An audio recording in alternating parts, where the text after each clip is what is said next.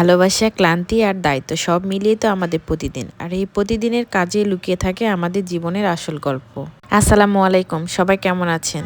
আজকে আপনাদের মাঝে আমি শেয়ার করব আমার প্রতিদিনের সাধারণ একটি দিন। সকালে ঘুম থেকে উঠে প্রথমে ঘরের কাজ শুরু করি। দিনটা সুন্দর হোক এই আশা নিয়ে সকালের কাজটা আমার শুরু হয়। প্রতিদিনের জীবন খুব সাধারণ মনে হলেও এই সাধারণ দিনের ভিতরে লুকিয়ে থাকে অসাধারণ অনেক অনুভূতি। সকালে ঘুম থেকে ওঠা, পরিবারের সবার জন্য কাজ শুরু করা, ঘর গোছানো, রান্না করা, বাচ্চাদের দেখাশোনা, এই কাজগুলো আমাদের দিনের বড় একটি অংশ। কখনো ক্লান্তি আসে, আবার কখনো মন ভরে যায় শান্তি। রান্না করতে করতে সময়টা শেষ হয়ে যায়। পরিবারের জন্য নিজের হাতে বানানো খাবারই আলাদা শান্তি। কাজের ফাঁকে এক কাপ চা আর একটু বিশ্রাম, এটাই আমার রিফ্রেশ টাইম। দিন শেষে যখন সব কাজ শেষ করে বসি তখন মনে হয় আজ দিনটা পার করলাম দায়িত্ব আর ভালোবাসা দিয়ে। প্রতিদিনের এই কাজগুলো হয়তো খুব সাধারণ, কিন্তু এগুলো আমাদের জীবনের গল্প। দেখছেন তো, সকাল সকাল রান্নাটা শেষ করে নাস্তাটা সেরে ফেললাম, আর তারপর মা মেয়ে এসে তরকারি কাটতে বসলাম। আমি তরকারি কাটবো আর আমার মেয়ে আমাকে জ্বালাবে না তা তো হয় না। কাজের ফাঁকে ফাঁকে ওকে সময় দেওয়া, ওর দুষ্টুমি, এগুলো না করলে তো আমার কাজ শেষ হবে না। ওর বাবা সকালের বাজারটা দিয়ে অফিসে চলে গিয়েছে,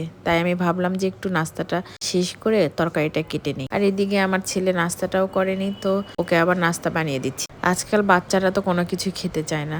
ওদেরকে কিভাবে খাওয়াবো, কিভাবে ওদের পেট ভরবে, এই চিন্তাতে মাথা যেন শেষ হয়ে যায়। তারা যদি ঠিক মতো খায় তাহলে তো মাদের মনটা একটু শান্তি হয়, কিন্তু যেভাবে যত রকমের বানিয়ে দিই না কেন তারা তো খাবে না। ও রুটিটা দুধ দিয়ে খেতে খুব পছন্দ করত, কিন্তু ইদানিং দেখছি ওটাও খায় না। ওর এখন হয়েছে পিৎজা রুটি বানিয়ে দাও, আর না হলে সস দিয়ে রুটি রোল করে দাও। আর আমিও তাই করে দিচ্ছিলাম, একটু মাঝখানে শুধু গাজর আর আলুর ভাজি দিয়ে তার মধ্যে সস দিয়ে ওকে দিয়ে দিলাম। কোনোদিন দুপুরে যদি মাছ রান্না করি তাহলে ও এভাবে আবার খায়, কারণ ও মাছ দিয়ে ভাত খাবে না।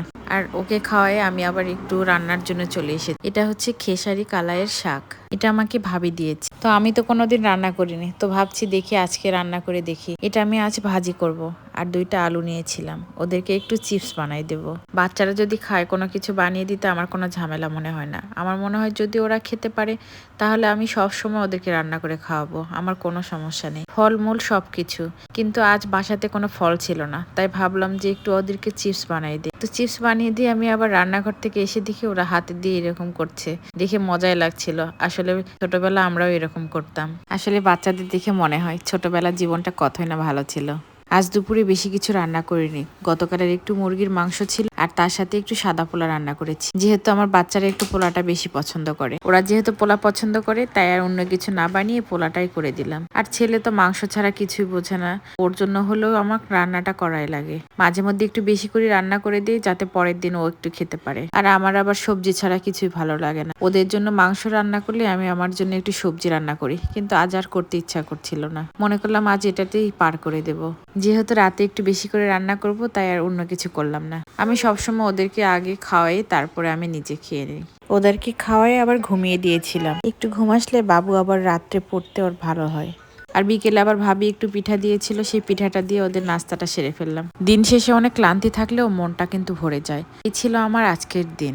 এতক্ষণ পর্যন্ত যারা আমার সঙ্গে ছিলেন সবাইকে অসংখ্য ধন্যবাদ। ভিডিও ভালো লাগলে অবশ্যই একটা লাইক আর কমেন্টস করতে ভুলবেন না। আর ফেসবুকে যারা আমাকে নতুন দেখছেন অবশ্যই একটা ফলো দিবেন, আর ইউটিউবে হলে অবশ্যই সাবস্ক্রাইব করতে কিন্তু ভুলবেন না। আর আপনাদের কাছে আমার রিকোয়েস্ট, অবশ্যই আমার পাশে থেকে আমাকে সাপোর্ট করতে ভুলবেন না।